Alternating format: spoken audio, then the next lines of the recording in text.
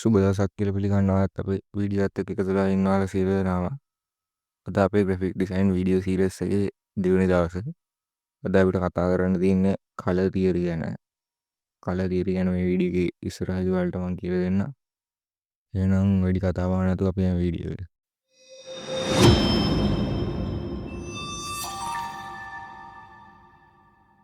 ඔයාලා අපේ channel එකට අලුත් කෙනෙක් නම් පහළ තියෙන subscribe button එක click කරලා like එකකුත් දාන්න අවශ්‍ය කරන්න ඕවා.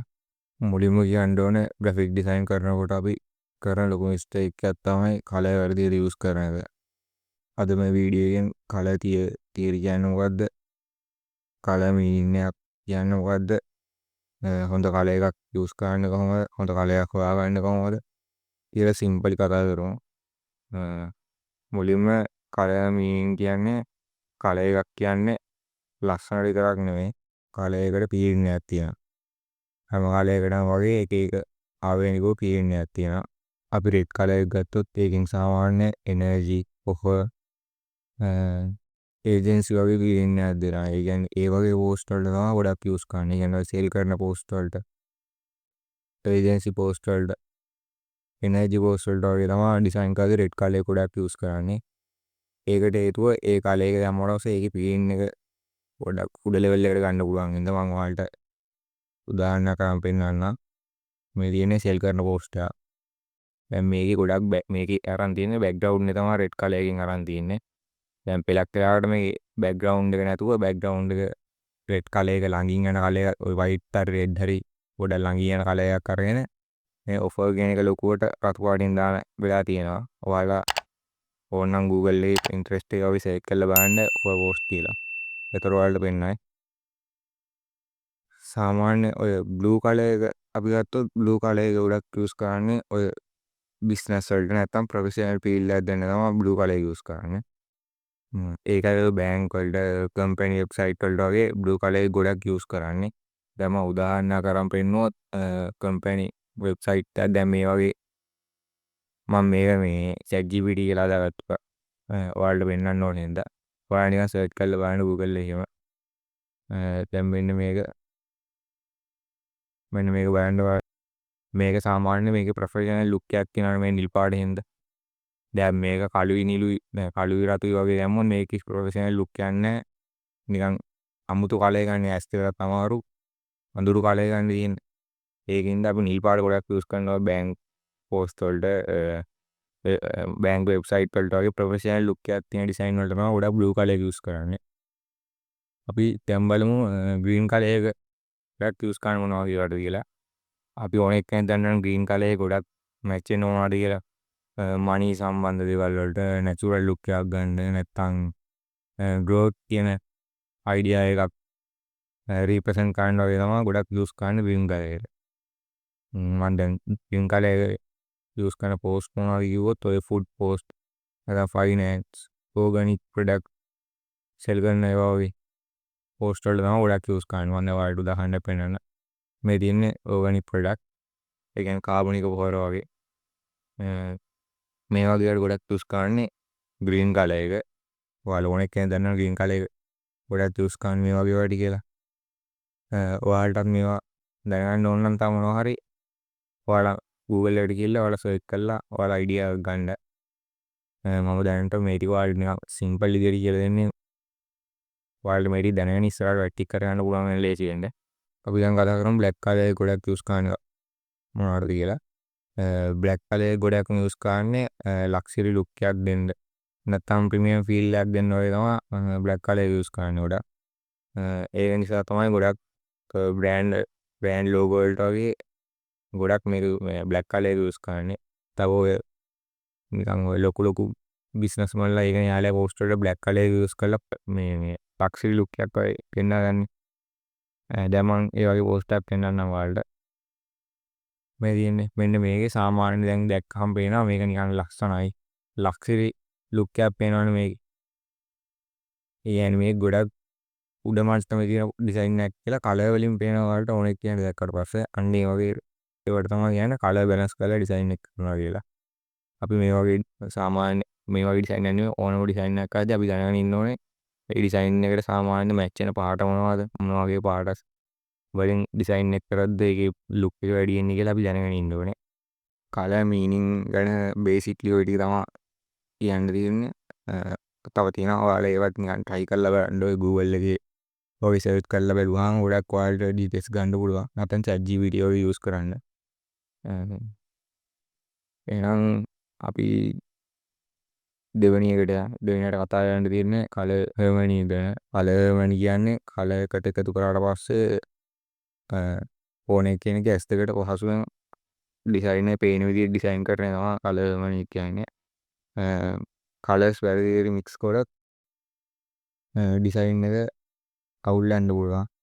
කලර්ස් හරියට බැලන්ස් කරලා හරියට යන්නේ ගැලපෙන විදිහට යූස්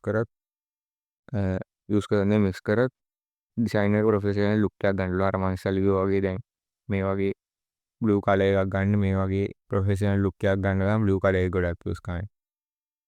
මේ පෝස්ට් වල ප්‍රොෆෙෂනල් ලුක් එකක් ගන්න නම් මේ කලර් බ්ලූ කලර් එක වගේ යූස් කරන්නේ.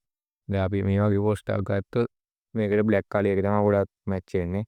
අන්න ඒ වගේ අපි කලර් මික්ස් කරද්දී සරිගිලිමත් වෙලා මික්ස් කරලා ඩිසයින් එකේ ප්‍රොෆෙෂනල් ලුක් එක වැඩි කරගන්න try කරන්න ඕනේ. ඔයාලට ඕන තරම් සාම්පල් ගත්ත ඇති Pinterest එකෙන් වගේ ඒවෙන් ඩවුන්ලෝඩ් කරගත්තා ඇති Google එකෙන් පුළුවන්. නැත්නම් ඔයාලට තේරෙන්නේ නැත්නම් මට මැසේජ් එකක් දාන්න මම ඔයාලට ලින්ක් යවන්නම්. නැත්නම් මම ඩිසයින් කරපුවා කියන ඒව හරි දෙන්නම්.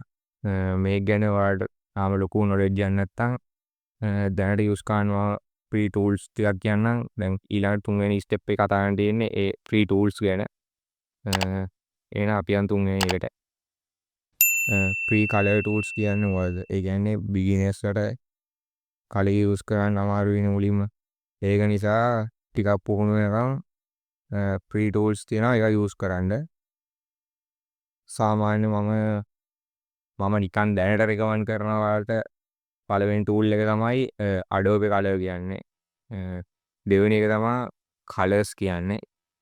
තුන්වෙනි සහ අවසාන එක විදිහට මම කියනවා Color Hunt කියලා එකක් තියෙනවා. අන්න ඒක හොඳයි ඔයාලට යූස් කරන්න. ඔයාලට මේ සයිට් වලට යන්න ඕනේ. ලින්ක් මම පාඩ ඩිස්ක්‍රිප්ෂන් එකෙන් දාලා තියන්නම්. මම ඔයාලට දැනට ගිහිල්ලා පෙන්නන්නම් ඔයාලට කොහමද ඒක යූස් කරන්න කියලා. මේ තියෙන්නේ Adobe Color කියන එක. මේක ඕපන් කරාට පස්සේ ඔයාලට මේ වගේ ඉන්ටර්ෆේස් එකක් එයි. ඔයාලට ඕන නම් මේකෙන් එහෙම ඔයාලට කැමති තැනට දාගෙන ගිහිල්ලා එලස් කරලා ඔයාලට කැමති කලර් එකක් ඩිසයින් කරගන්න පුළුවන්. මම ඊකට ඔයාලට දැන් ඔයාලා මුල ඉගෙන ගන්න ඉඳ ඔයාලට මම මෙන්න මෙතන ට්‍රෙන්ඩ්ස් කියන එකට ගිහිල්ලා මෙන්න මේවෙන් ඔයාලට කැමති එකක් try කරලා බලන්න පුළුවන්. ඒ කියන්නේ ගොඩක් ඔයාලට ලේසි මේක. ඒ කියන්නේ පෝස්ට් එකකට අයිඩියා එකක් ගන්න පුළුවන්. දැන් ඔයාලට මෙන්න මේක කියලා හිතන්නකෝ. මෙන්න මේක ඔයාලට මෙතනින් ඕන නම් ඔයාලා දැන් මේ රෝස් පාට කලර් එකට ඕන කලර් කෝඩ් එක මෙතන තියෙනවා. ඒක කොපි කරගත්තාම මෙන්න මෙතන බුවට පස්සේ කොපි වෙනවා. මම ඔයාලට ඕන නිකන් පේස්ට් කරලා පෙන්නන්න.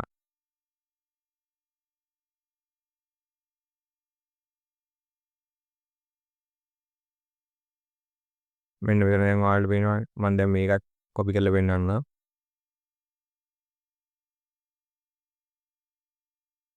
අන්න ඒ වගේ කොපි කරගත්ත හැකි. ඔයාලට ඕන නම් මේ කලර් පැලට් එකම ඩවුන්ලෝඩ් කරගන්න ඕන නම් මෙතන ඩවුන්ලෝඩ් as JPG කියලා තියෙනවා. අන්න ඒක උඩ ක්ලික් කරගන්න. ඊට පස්සේ වෙන දෙවෙනි සයිට් එකට කලර්ස් කියන එකට ඒකේ ඔයාලට තියෙනවා මේ start the generator කියන එකට ගියොත් එහෙම ඔයාලට පුළුවන් ඔයාලට කැමති කලර් එකක් ජෙනරේට් කරගන්න. මම දැනට ඒක ඔයාලට කියලා දෙන්නේ. ඔයාලට වෙන්න විතර Explorer 10 million palettes කියන එකට ක්ලික් කරගන්න. ඊට පස්සේ ඔයාලා මේ වගේ ඉන්ටර්ෆේස් එකකට එයි. මෙන්න මේ වගේ ඉන්ටර්ෆේස් එකකට මේකේ තියෙනවා කලින් කට්ටිය කරලා තිබ්බ ඩිසයින් වලට යූස් කරපු කලර්ස්. ඔයාලට මේකෙන් අයිඩියා එකක් ගන්නත් පුළුවන්. ඔයාලට මේවා මෙන්න ගිහිල්ලා බලාගත්තා. දැන් මම මේක දැනට ඔයාලට පෙන්නන්න ඕනේ ඉඳ ක්ලික් කරලා පෙන්නන්න. මෙන්න මෙතන ගිහලා ඕපන් කරගන්නවා. මේ තියෙන මේකත් ඔයාලට ඕන කොපි කරගෙන අර විදිහට මම කිව්වා වගේම වැඩි කරගත්තා හැකි. මේ තියෙන තව කලර් පැලට්ස් තියෙනවා ඔයාලට ඕන කොහොම තරම්.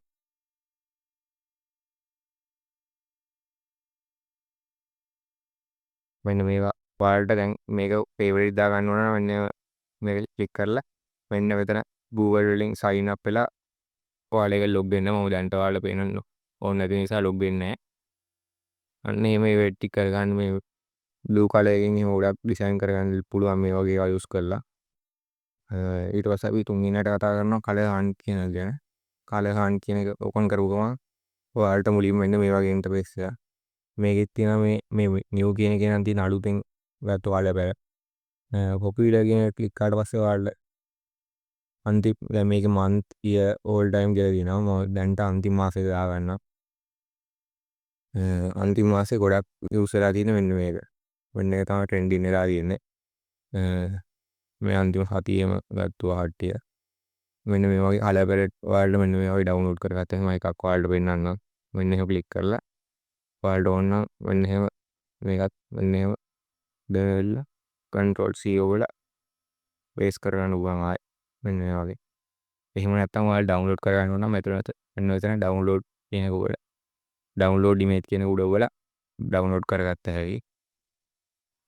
එහෙනම් අද වීඩියෝ එකේ කතා කරන්න බලාපොරොත්තු වෙන color theory කියන්නේ මොනවද කියලා මම හිතන විදිහටම ඒක සාර්ථක කරා කියලා මම හිතනවා. ඔයාලා අදහස් පහල description එකේ දාගෙන යන්න. තව මේවා ඉගෙන ගන්න යාළුවෝ ඉන්නවා නම් එයාලට බලන්න share කරන්න.